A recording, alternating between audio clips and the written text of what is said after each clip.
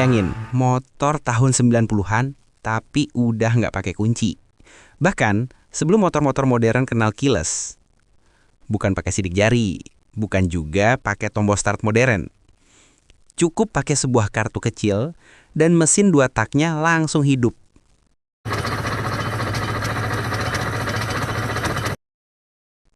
Padahal waktu itu, teknologi kayak gini belum kepikiran sama pabrikan lain. Dan yang lebih gila lagi, motor itu bukan konsep, tapi beneran dijual. Namanya NSR 250. Sebelum kita bahas sistem tanpa kunci yang bikin motor ini begitu futuristik, kita kenalan dulu dengan motornya. Honda NSR 250R. Motor ini pertama kali dirilis di Jepang pada tahun 1987 sebagai penerus dari NS 250R.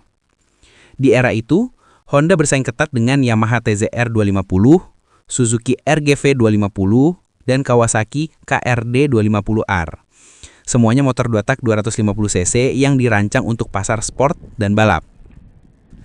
NSR 250 bukan motor sembarangan. Mesin 2 taknya berkonfigurasi V-twin 90 derajat, dilengkapi dengan sistem canggih bernama RC Valve atau Revolutionary Controlled Valve, yang otomatis menyesuaikan bukaan exhaust sesuai putaran mesin. Hasilnya, tenaga besar di putaran tinggi, tapi tetap responsif di RPM bawah. Sesuatu yang jarang ditemui di motor 2 tak lain waktu itu. Di atas kertas, versi standarnya punya tenaga sekitar 45 hingga 60 horsepower, tergantung generasinya. Tapi di lintasan balap, NSR 250 versi race tanpa pembatas bisa menembus 70 HP lebih, dengan bobot cuma sekitar 130 kg. Handlingnya juga jadi legenda. Rangka aluminium twin spar dan suspensi belakang Pro Arm single swing arm bikin motor ini stabil di kecepatan tinggi. Nggak heran, banyak pembalap Jepang dan Eropa waktu itu pakai NSR sebagai basis motor balap 250cc. Versi yang paling canggih adalah NSR 250R MC28. Dirilis tahun 1994 sampai 1996.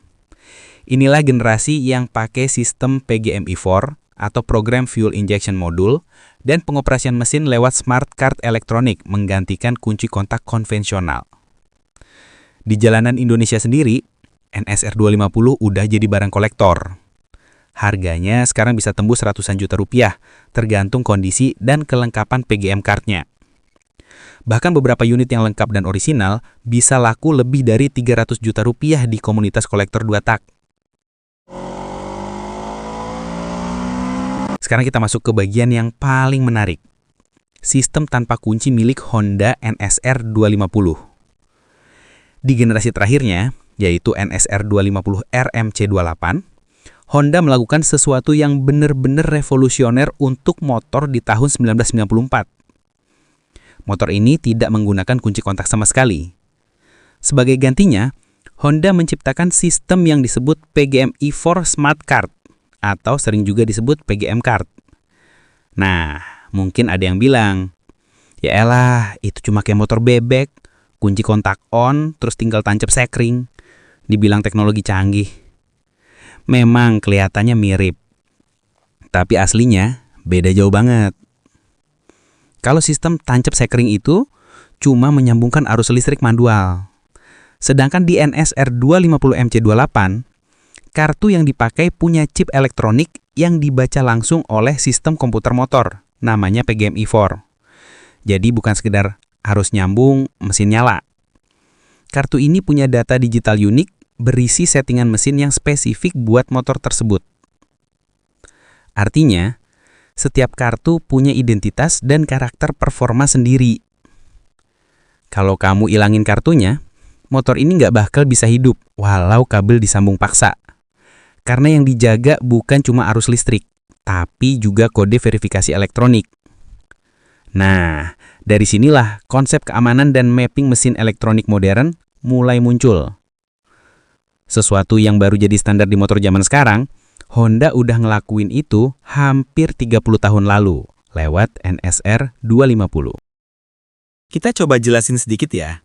Wujudnya mirip seperti kartu ATM tebal berwarna dengan chips di dalamnya. Kartu ini dimasukkan ke slot khusus di dashboard, dan begitu terbaca oleh ECU, seluruh sistem motor aktif. Panel menyala, fuel pump hidup, dan mesin siap dihidupkan. Uniknya, kartu ini bukan cuma berfungsi sebagai pengganti kunci kontak. Di dalamnya juga tersimpan data pengaturan mesin atau mapping ECU yang menentukan karakter performa motor. Jadi, setiap kartu bisa punya setelan berbeda. Misalnya, satu kartu untuk mode harian, satu lagi untuk performa balap. Mekanik balap waktu itu bisa dengan mudah mengganti karakter mesin cukup dengan menukar kartu, tanpa perlu bongkar ECU atau ubah kabel. Kalau dipikir, sistem ini mirip banget dengan riding mode di motor modern, kayak Sport, Touring, atau Eco. Bedanya, Honda udah melakukannya hampir 30 tahun lebih dulu. Secara teknologi, sistem ini bekerja lewat PGM4, atau Program Fuel Injection Module, yang membaca data dari kartu.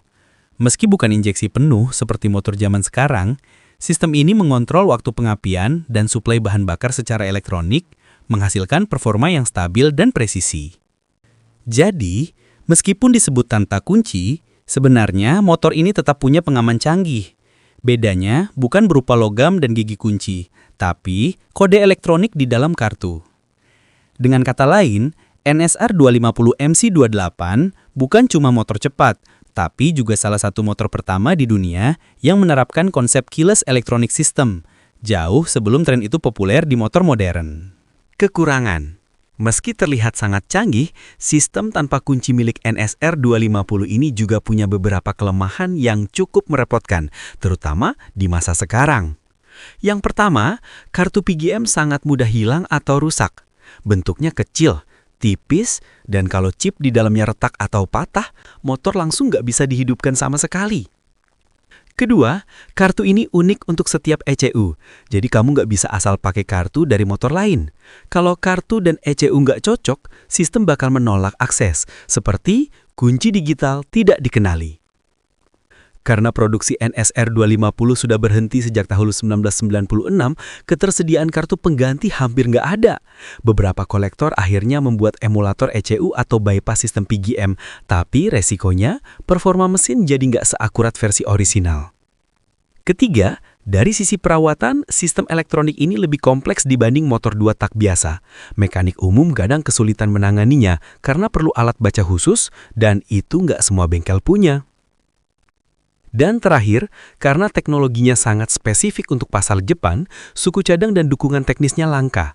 Banyak unit NSR 250 yang akhirnya mangkrak cuma gara-gara kartu atau ECU-nya rusak.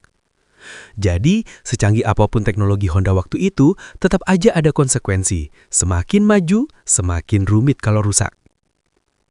Dari semua itu, bisa kita simpulkan kalau Honda NSR 250 bukan cuma legenda di lintasan, tapi juga di dunia teknologi motor. Bayangin aja, motor 2 tak buatan tahun 1994 udah punya sistem keamanan elektronik dan engine mapping digital, sesuatu yang bahkan baru umum dipakai di motor-motor modern belasan tahun kemudian. Memang, dari sisi kepraktisan, sistem kartu ini punya banyak kelemahan. Tapi justru disitulah letak keunikannya. Honda berani bereksperimen dan hasilnya jadi warisan teknologi yang masih dikagumi sampai sekarang. Kalau zaman sekarang orang bangga punya motor keyless, ingatlah, dulu sudah ada motor yang lebih dulu meninggalkan kunci logam, dan namanya adalah Honda NSR 250 MC28. Gimana menurut kamu, kalau sistem kartu kayak gini diterapkan lagi di motor modern, masih keren atau malah ribet? Tulis pendapatmu di kolom komentar, dan jangan lupa like, share, dan subscribe biar nggak ketinggalan bahasan motor legendaris berikutnya.